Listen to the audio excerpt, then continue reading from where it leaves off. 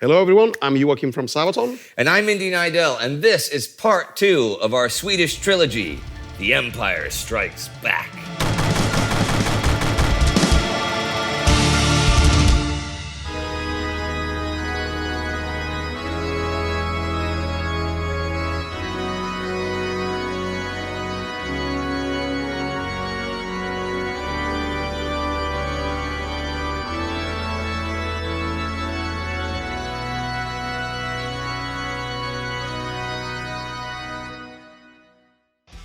I think this episode is actually more The Two Powers than The Empire Strikes Back. And yes, this is part 2 of the Swedish trilogy that covers the events of Sweden's Great Power period that are not covered in the episodes about each of the songs on the album Carolus Rex. After several years of absence in wars against Poland and Denmark, King Charles X, Karl den Tion de Gustav's return to Stockholm was a brief one. In 1660, he fell ill with pneumonia and died during just the 5th year of his reign. His son Charles was just 5 years old at the time, so regency went to the Dowager Queen Hedvig Eleonora and a regency council. The council and the queen did not get along well, however. While the queen was pretty indifferent to politics, she was unwilling to compromise her position in the realm. The council, on the other hand, lacked the quality statesmen of the past, pretty much. Stuck in a power struggle of private feuds and personal rivalries, the country fell into fiscal mismanagement and military and defensive neglect. Even King Charles, once he was crowned Karl den Elfte, Karl XI, did not embody the traits of a modern monarch. He had no interest in statecraft. He could barely read or speak any foreign language other than a bit of German, and overall had little knowledge of the world outside the Swedish borders. It did not take long for Sweden's numerous enemies to notice Sweden's weakness. Prussia's victory at the Battle of Fehrbellin in 1675 had little strategic impact, but it clearly showed that the fearsome Swedish lion might have grown tame. There had been talks of a proposed wedding between young Karl and the Danish princess to ensure peace between the two countries, but the loss at Fehrbellin destroyed such hopes. Instead, Danish King Christian V declared war on the Swedes. In June the next year, the Danish fleet set sail. A military alliance with the Dutch had ensured that Denmark not only had a modern army, but also a top-of-the-line navy. Without much trouble, the Danish fleet swept the inferior Swedish navy aside. Unchallenged, the Danes raided and bombarded the Swedish islands, blockaded Gothenburg, and prevented Sweden from shifting reinforcements across the Baltic Sea. Then, an invasion force of 14,000 Danes landed unopposed on the beaches south of Helsingborg. King Christian's goal was to reconquer Scania, the economic breadbasket of southern Sweden. The news of the Danish invasion spread fear across the Swedish realm. Karl began to realize how badly the interim regency had mismanaged the defensive capabilities of the state. The Swedes were unable to resist the invasion because there was simply no army in southern Sweden strong enough to do so. Just like the navy, the fortresses and garrisons had been neglected, and one strong point after the other fell, or more often, willingly surrendered to the Danes. Morale plummeted as the king and his small army retreated from one position to the other, just ahead of the Danish advance. Karl felt that he had already lost the war without fighting a single battle. He was still young and inexperienced, and the magnitude of the mismanagement had shattered his confidence. Nothing was prepared. No supplies, nothing.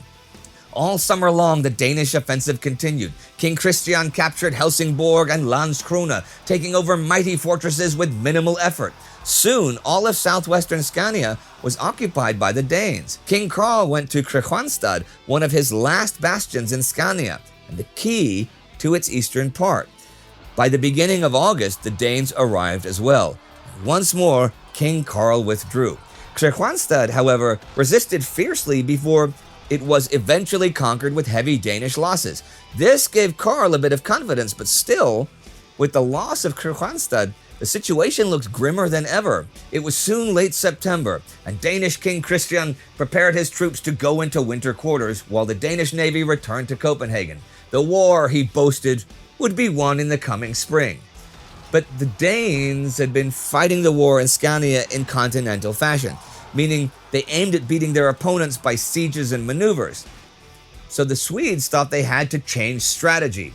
King Karl looked back to the legendary victories of Gustav Adolf in the 30 Years' War, who had destroyed his enemies by decisive and brilliant strategic battles. Karl had barely any other option left. He either could retreat north with his starving army, which would mean he'd lose all of Scania to the Danes, or he could attack the Danish army while being heavily outgunned and outnumbered. Chances were slim there, but slim chances are usually better than no chances at all. So while the Danes prepared for winter quarters, King Karl went on the offensive.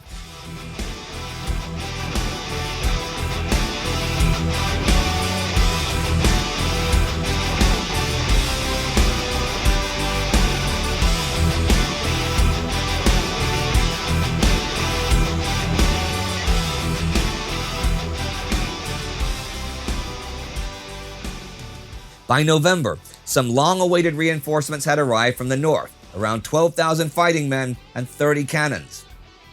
They avoided the major Danish detachments as they headed towards Malmö, the last Swedish stronghold in the south that still held out. It was December as they reached nearby Lund, near the river Kävlinge. The harsh Swedish winter was now in full swing, allowing a safe crossing of the frozen river. On the 4th of December, the two armies met on the field of battle.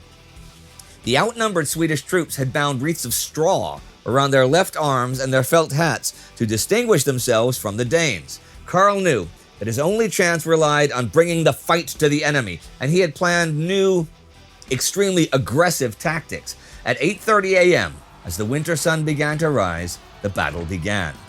Right from the start, the battle was incredibly vicious. Sweden was fighting for its life. At a distance of 200 meters, the Swedish right wing charged. The Swedish Life Regiment of Horse advanced forward on the flank, holding against multiple Danish counterattacks until the Swedish second line joined the fray. At a distance of 80 paces, its first rank discharged their guns. Then the second line marched forward, discharging another volley into the Danish troops, followed by the third rank while the first was reloading their muskets. This way, the Swedish infantry steadily advanced under a curtain of fire. At around 10 to 12 paces away, when they could see the white of their enemy's eyes, all three ranks fired one final devastating volley, then they charged with rapier in hand and musket reversed. The cavalry did as well, only once discharging their pistols before plowing into the enemy. Charles knew shock tactics were risky, as they relied on speed and discipline, but they worked because the Swedes stood with their backs to the wall. King Karl rode with the right flank, urging his men forward by fearless example. Many generals and high officers around him fell to mortal wounds. Once, Karl found himself surrounded by a Danish squadron, just like Gustav Adolf at Lutzen. But Charles only wore a simple uniform, and the smoke from the guns was so thick the Danes did not recognize him, and he got away. Soon after 10 a.m., the Danish left finally broke. King Christian, who had gone to observe the fight on his left, was caught up by the headlong flight as Karl charged forward. This was a battle where the death of either king would have had a decisive impact on the whole war, but while Christian did perhaps have the luxury of fleeing the field, Karl gave pursuit with the fury born of desperation. The Swedes were victorious on their right, but their own left flank was in trouble. For hours the air was filled with lead and smoke, and many units lost cohesion when their officers were killed. The Swedes were wavering, barely hanging on. Only the limited visibility really saved them. Then at 3 in the afternoon, something unexpected happened. When a group of Swedish cavalrymen were spotted in the Danish rear, the Danish commander ordered his whole army to turn. See, he believed this was the vanguard of a second Swedish army approaching from the north, when in fact, this was just King Karl's small band of cavalry returning to the battle after giving chase. Karl spurred his men forward again. During the big turnaround, the Danish cavalry and infantry were pushed tightly together, blocking each other, and Karl crashed right into them. It was pure mayhem, and most of the Swedish cavalrymen fell or fled, but Karl and 3 of his bodyguards managed to punch through the Danish lines.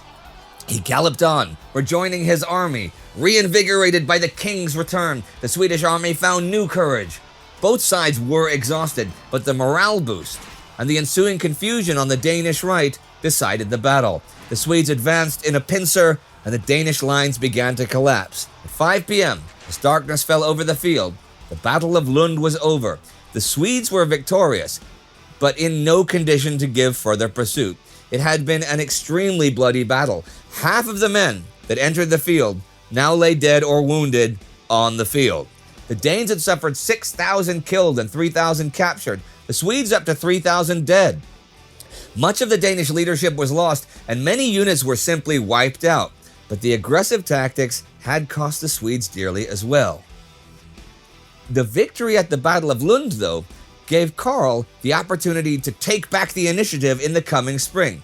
The war was not over, and Scania had not fallen into Danish hands. King Christian would return, but the Swedes were back in the fight. The young King Karl had grown up to fill the shoes of a warrior king. As long as he lived, he would celebrate the anniversary of the Battle of Lund, not with parades, but with prayer.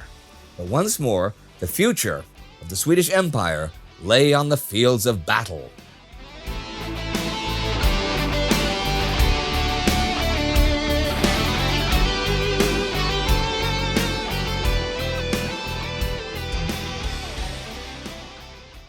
Okay, empire.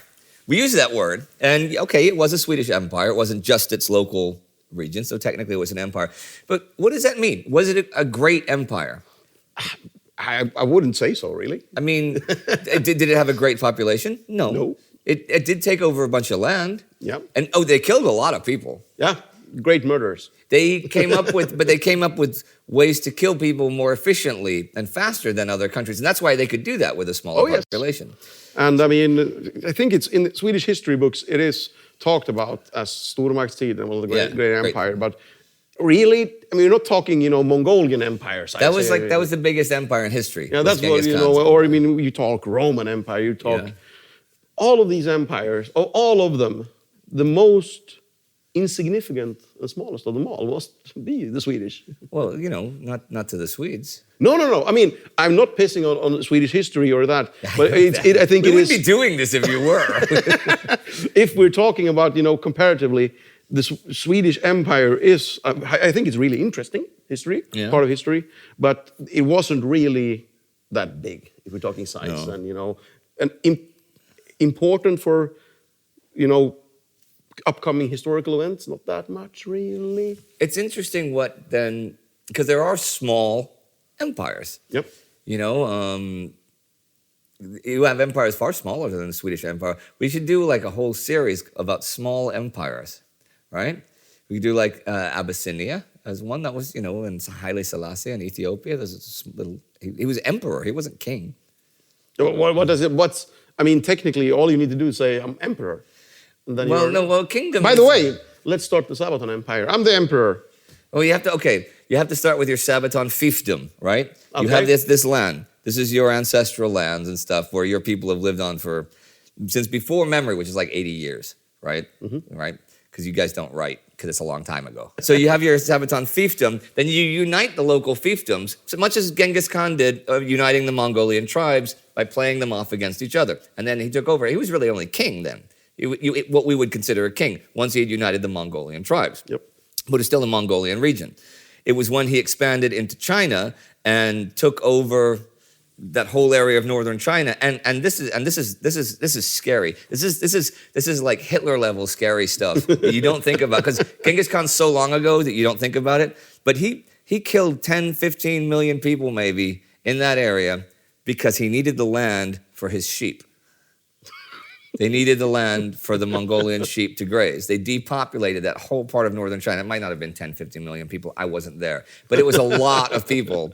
And it was depopulated because he needed the land for his sheep. But once you've started taking over what are effectively other sovereign nations or empires, now you're not just a kingdom. Now you are several kingdoms. Now you're an empire. Like the Austro-Hungarian emperor was the king of Hungary. Yep. But there was more. So he was So when you were no longer just king of Sweden and you had expanded into the Polish-Lithuanian Commonwealth or into the Holy Roman Empire, then you were an empire. Even though some of those places in the Holy Roman Empire, they were like from that wall to that wall, and then from the camera to back here. That's like a province in what's in now in like the early 1600s in Germany, and you'd be the Duke. That would be the Sabaton I like Empire. the sound of that. I like it too. Actually, wait, hang on. I want the editor to make the flag for the Duchy of Sabaton. And remember, this is 1642, so this is in the middle of the 30 Years' War, right? Duchy of Sabaton. It's somewhere in what would now be Saxony, right? I think so. Yeah, you guys would have come down there. Yep. Okay, here's the flag. Ah, it's nice, huh? Yeah, I like I didn't it. expect that. No. Yeah. Now, you notice I said at the beginning that this was Empire Strikes Back. Yes. And it's because it's part 2, even though Empire Strikes Back is part 5, but really it's part 2. Yeah. And you don't have a problem with that. Nope, not at all.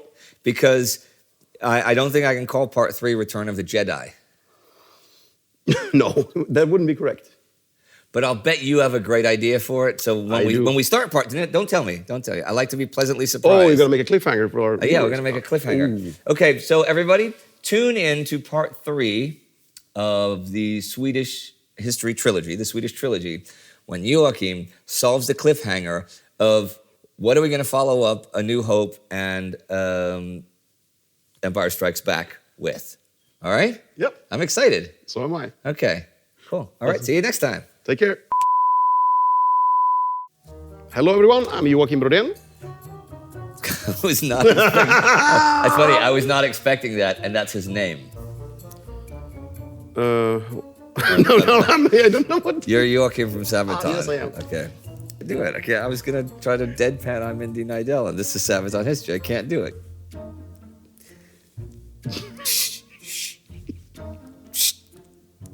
Yes, Rudolf Schittler is the director for this episode. Isn't that right, Rudolph? All right, everyone, you know the drill. You click, click, click, click. Get some subscriptions, check out Indy's other channels, become a Patreon. That's it. Get the fuck out of here.